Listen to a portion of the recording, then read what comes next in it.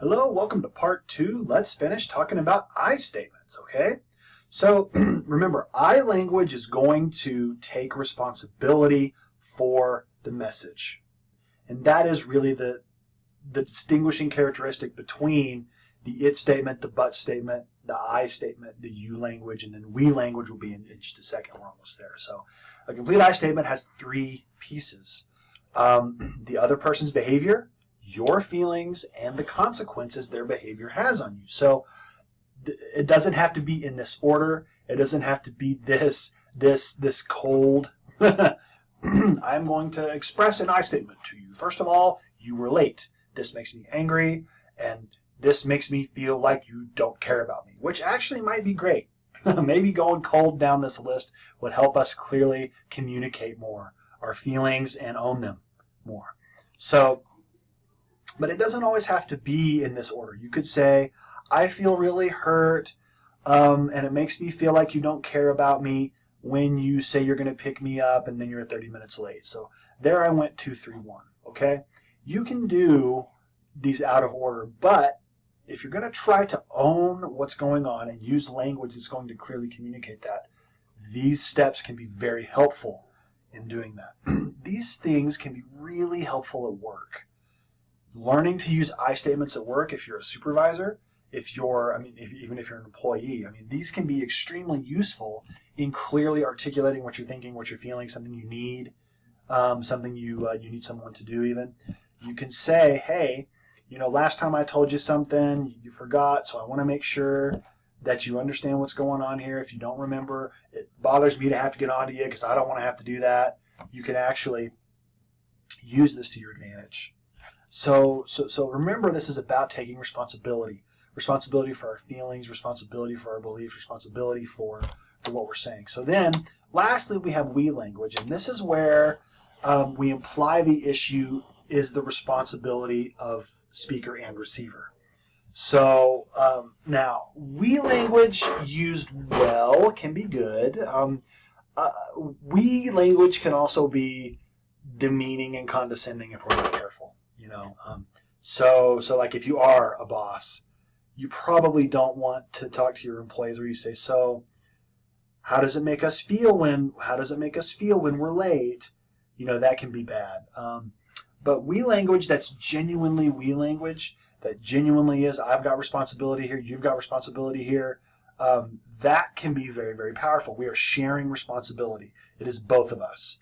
So one of the we language that happens in my house is my wife will say, hey, we need to take out the trash. And I know that means I need to take the trash out. And that's okay. The trash is the concern of both of us there. And that's not demeaning or condescending. Now, if she said, now, Brandon, do we need the trash taken out? Then I would be bothered by that, right? So then couples who use we language are more satisfied, manage conflict better. So when you can begin to see things as a we, you will speak things as a we. That's usually how it works. It's not just a language thing, it's a perspective thing. And our language will mirror our perspective, and sometimes our language can impact our perspective and our thoughts, as we saw in the chapter. I didn't talk about the Sapir-Whorf hypothesis, but that is a very big piece of this. So the language of power and the language of responsibility are 2 points that I really wanted to pull out in the screencasts this week. And so now I am going to hit pause and segue into nonverbal communication for the rest of this screencast. I'm going to hit pause. Wow, that screen changed quick, didn't it? So here we are now with nonverbal communication. And again, I'm going to try to keep the screencast shorter this week, especially after like 7 or 8 of them last week, because I really want you to dig into the text this week. I really want you in Chapter 7, in Chapter 8, I believe those are the chapters, to really dig in and understand what is going on when we're taking a look at verbal and nonverbal communication. Your book does a fantastic job covering this. For nonverbal communication, I'm just going to cover some high points, walk you through some of the specifics of the types, even though your book does do that, just to make sure it's clear. Okay? So our bodies are apt to be our autobiographies. Yep. There's so much going on with our bodies and the ways we communicate. It's so much more than the words we use. So very quickly, a definition of nonverbal communication that is not exactly the same one as your book, but pretty close. Messages expressed by non-linguistic means. So all aspects of communication other than the words themselves. So we talked about the words themselves back in the last screencast and the first part of this screencast. So now we're talking about everything but that contributes to the meanings that we make for ourselves and with others. So then the range for how much it accounts for varies. 65 to 93% is what the scholars will tell you. So then, at the very minimum, you're still above you're still above half. So it's the vast majority of our communication. We take in so much non-verbally. It's hard to fully fathom. So we look for it for symbolic help. Okay, this is how we can tell meaning. Depending on my mood will depend on what types of meanings and symbols are going to that I'm going to use and are going to be attached back to me. So the people in my life can tell what mood I'm in no matter what language I use, and I can do the same for them. I can do that with my 3-year-old, and she is a rookie at nonverbal communication. I can tell what actually, she's very nonverbally expressive. Kids don't know all the rules of trying to hide it yet. She'll just flat frown at you when she's mad at you. She won't do any of the other stuff. They are rule guided, so depending on where we're at, depending on what sort of context we're in, will inform what's okay. Is it okay for us to hug? And if so, what kind of hug?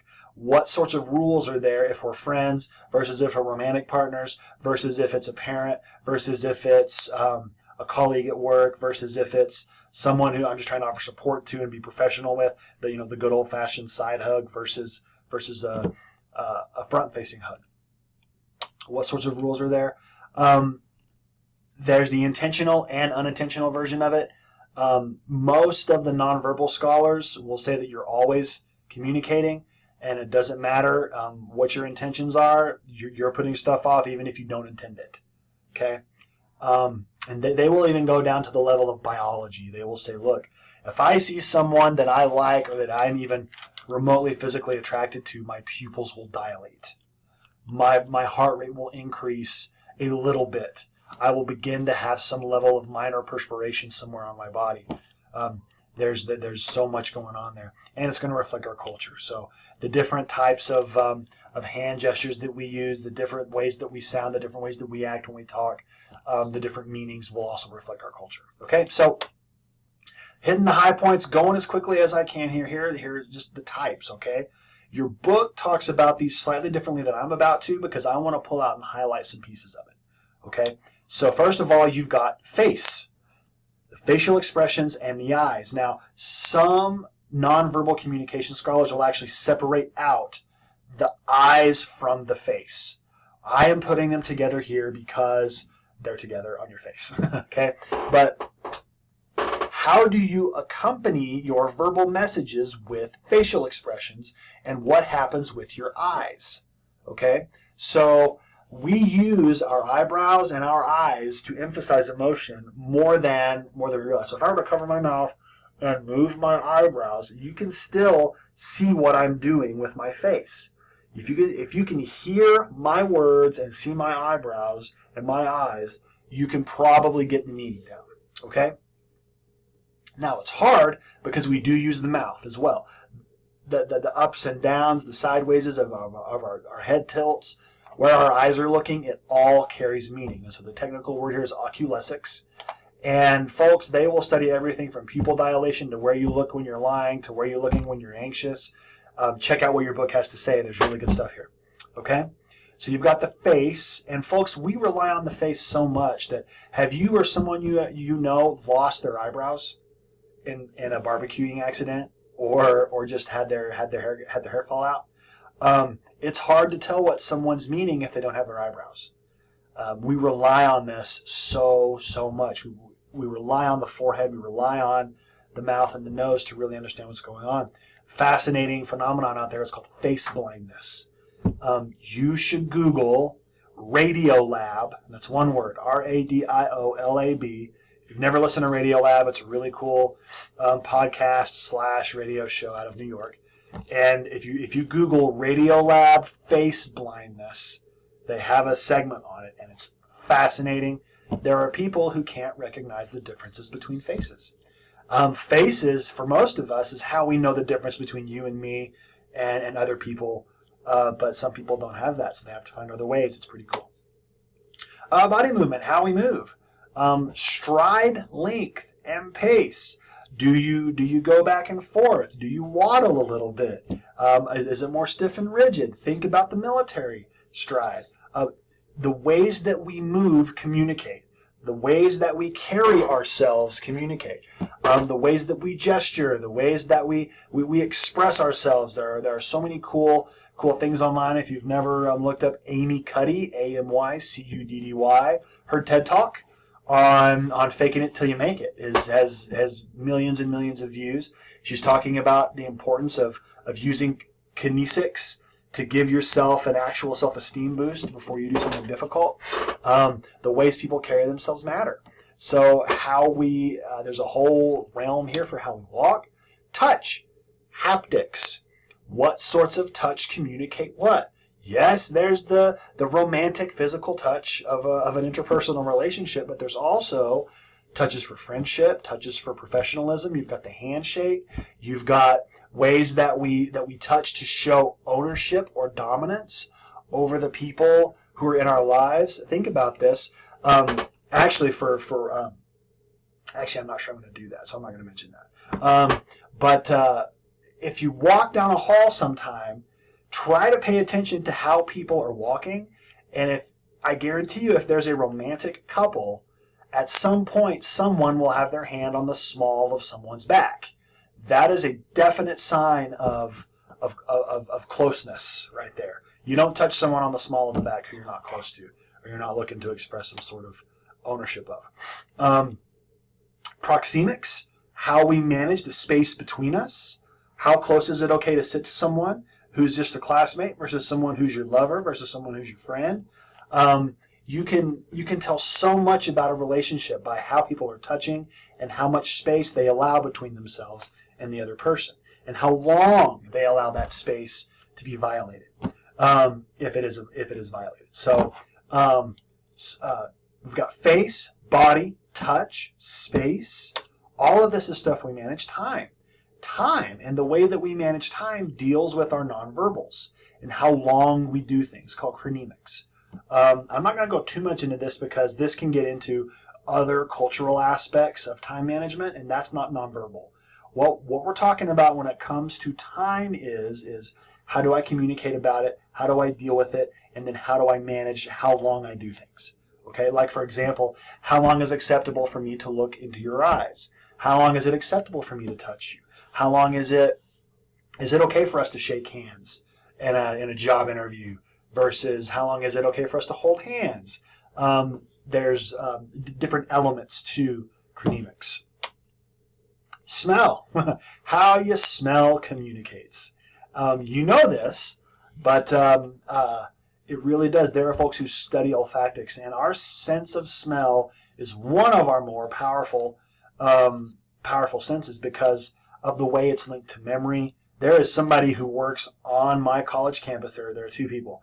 There is someone who wears my granddad's cologne, and my granddad passed away a while back, and I will still smell that and just think I'm going to see my granddad. There's also someone here who wears the perfume of a particularly difficult ex-girlfriend. Even though I've been happily married for coming on 16 years now, I will smell that and kind of oh yeah,